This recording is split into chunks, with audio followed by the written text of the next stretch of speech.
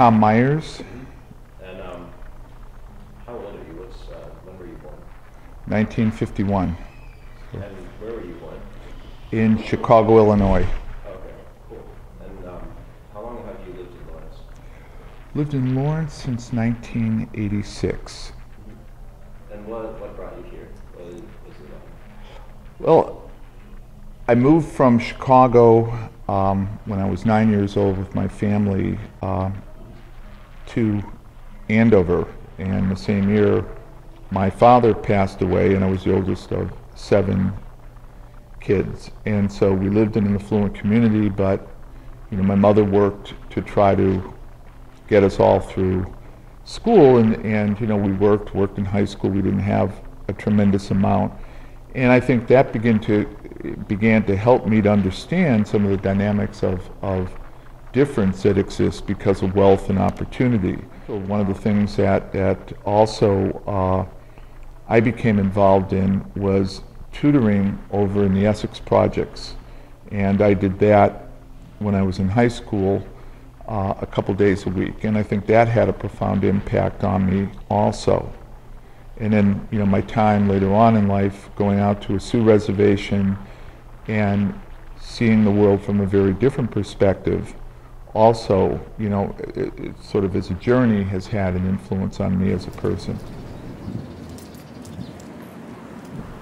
I guess one of the things which is interesting is that the identity that the Sioux have is an identity of looking at yourself as part of a tribe and as a member of a group.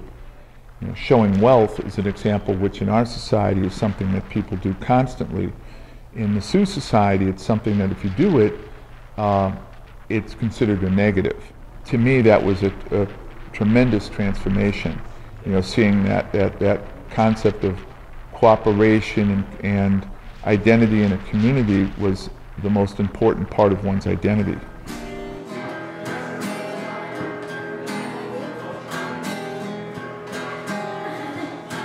I think 10 years ago, I think I was driven much more to try to accomplish. And even though it was trying to accomplish that which I thought was important, I think sometimes to step back and to remember that you also need to connect with your family, to connect with those people that are important to you, and to enjoy life a little bit more in the present is very important also. And I think maybe now that I'm older, I'm seeing that more.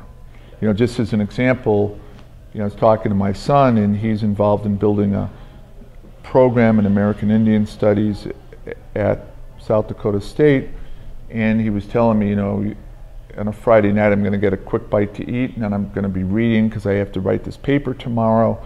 And I asked him, are you going to see, he's getting married in June, and I said, are you going to see Rachel, his fiance? And he said, well, I don't think I'll have time this weekend.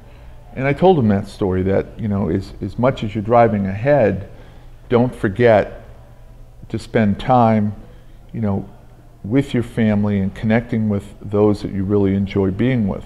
That's a real important part of life, is living it and enjoying it. And I think that would be something that I would say to myself if I had a chance to pick up the phone and talk to myself 10 years earlier or 20 years earlier.